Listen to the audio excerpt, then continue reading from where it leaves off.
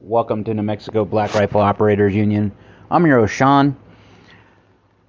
I told you guys before about my MP5 clone that I bought on Black Friday sale. For my birthday, Merry Birthmas for me. Happy birthday, Jesus. Happy birthday, me. I bought myself something. It is number 2 on a list of 10 guns that I have to have before I pass away. And I can share that list another time. I've shared 2, I think, the G43 and this one, an MP5.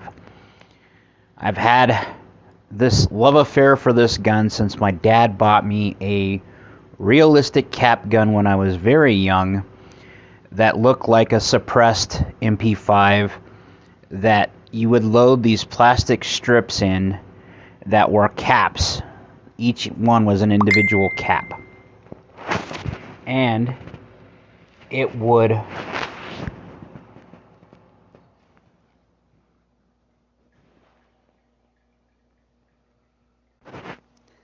sorry about that. It was a message that my son, his car is being delivered. His mom and I bought him a car for Christmas. It's a beater. Anyway, so this MP5 had these caps that you would load into the magazine. And as you fired it, and it made the sound of the cap gun, it would strip one of these plastic pieces off, and it would shell it out just like an action. Okay?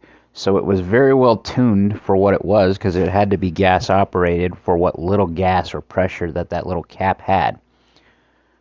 I got it. I got it yesterday, day after my birthday. What did I do? What was it like unboxing it?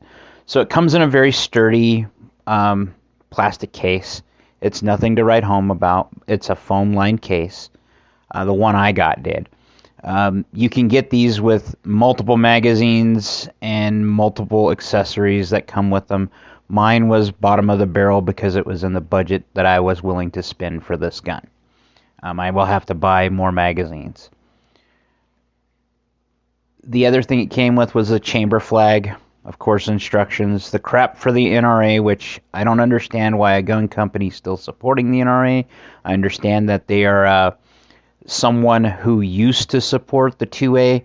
Nowadays, I would tell you Gun Owners of America or Firearms Policy Coalition, anyone but the NRA, because all you're doing when you're paying the NRA is funding Wayne LaPierre. Check out how much he spends on, like, clothes. So, screw that. And that's all that came in the box, the magazine and the gun. Other than the paperwork I said, and that chamber flag. Does that disappoint me? Absolutely not. Fit and finish of this AP5, I would say, is on par, if not better, than some of the older HKs I have seen. I have not had the pleasure of shooting a modern MP5 or one that has come out of the HK factories of late. The ones I've shot were either clones or were original HK. I believe that's what I shot at Battlefield Las Vegas. And I shot 2 different ones there, but I didn't look at the roll marks. I was too excited to see what brands they were. But I'm guessing they're HK because they're kind of those guys that want to give you the brand experience too that goes along with this. So, with that, I haven't went and shot it yet. I found out that this has a chrome-lined hammer-forged barrel. This is every bit a military rifle, or a military pistol, I should say, since that's how they have to import it here.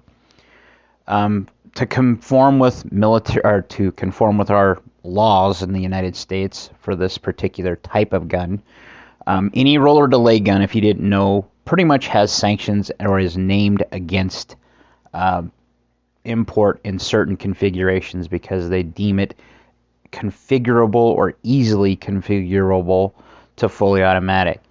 In this case, the AP5 doesn't come with a full auto carrier, bolt carrier. The bolt can be used, but the bolt carrier isn't.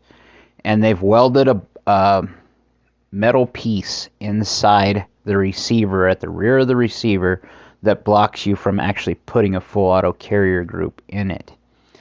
Now, having seen and examined a full auto up close and personal, but up to that point, not getting to shoot one, I know what the internals look like. There's just a little tiny bit of stuff for this full auto trip, other than the bolt carrier itself, that you need for a roller delayed gun for it to do that.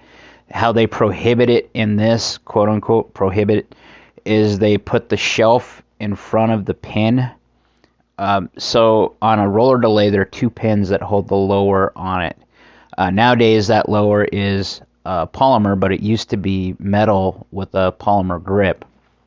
Anyway, true HK designs have a flapper release for the magazine, and they also have on the side an AR-15 release, but it's kind of way far forward, and I usually have to pivot my hand and use my middle finger, kind of like what I do for an AK when I switch the safety on and off.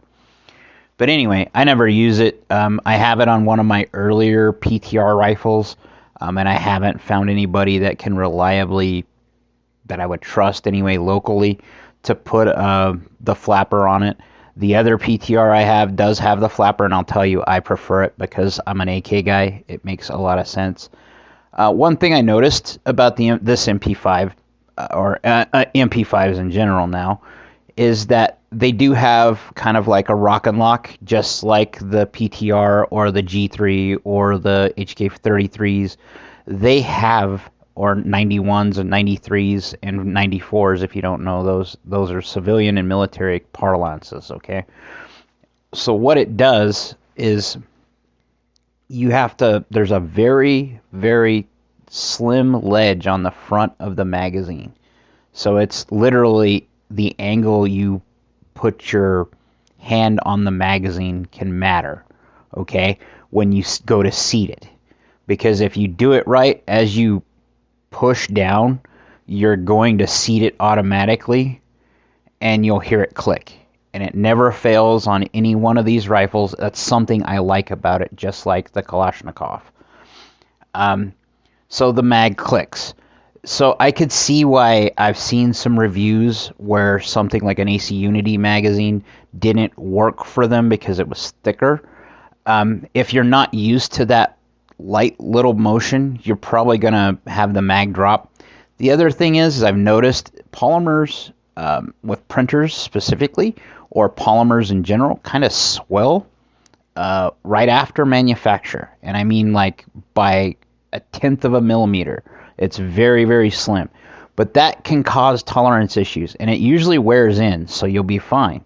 You can prematurely wear in like a magazine for like an AK or an AR if you're having it like not seat as well, just by taking a light piece of very, very fine sandpaper and just going around the mating surfaces for a little bit, and you're basically wearing it prematurely, and that will make it line up better. So I feel very confident that when I finally do, after Christmas, when I have more funds, buy more magazines for this particular range toy, I will probably do that and pre-wear them. My brace should be here Tuesday, and rather than go to the range and waste ammunition and try to zero it and do all that fun stuff, because I really want to, don't get me wrong, I decided that the best option would be for me to wait till the brace comes in on Tuesday, roll it after work, and I'll go put a few rounds through it and see what it does. But the very impressions I've got so far are the fit and finish. It's tight between the upper and the lower. It is very tight. That is exactly what I've always wanted. So MKE, the guys that are making this for Sentry and now it's called the Ap5, these guys definitely, you could tell, have been making HK products, or this design, this roller delay type of design, for a long time, and they have a very long history of making good weapons. Theirs are used by the Turkish military. So the back, it's weird that it has this proprietary kind of end cap. and I'm guessing it's for marketing. And what I mean is, it looks like the end cap on the inside, either there's rivets or screws. I haven't run a flashlight to see what the head looks really close up to it. But it looks like you could either pop that loose, or they made a normal rifle end cap so you could put a normal stock on this. That makes sense if you think about it, if you're manufacturing these for export around the world where other users would ask for other configurations. But to get it in the United States, because of our stupid law, they have to have that little cap on it instead of a full-fledged stock. That's the only thing I don't understand about the 922R laws. Not just the laws, but also the short-barreled rifle laws.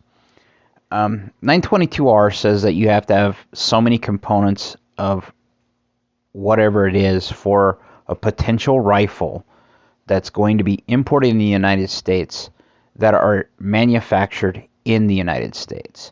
The idea here is that it's not a foreign gun at that point. Okay. With our stupid NFA laws, you can't have the fully auto fire control groups that these guys would sell with the gun because they are military contractors. Okay. A short-barreled rifle. Let's talk about that. Whether the rifle is short or long, the effects it would have used by a bad person are the same. So why they were trying to, back in the day when trench coats and longer coats, I guess, were a thing, that they were trying to prevent people from perpetrating what's happening now. It hasn't worked, has it? Because they're demonizing the AR-15. That's because they keep targeting, like we've said in the past, the wrong issues. They target the item, not the behavior or the person. And that's the problem. We can throw spaghetti at the wall forever, ban every one of these, and we will never stop mass harm of any kind in a free society. And that's because, simply put, unhinged people cannot have, respect, or use freedom. That's why those freedom-loving people like us have to be able to protect ourselves. So, that's my initial thoughts on the AP5. I will be trying to get some video and I'll throw it up on Rumble. Like, share, subscribe, be great.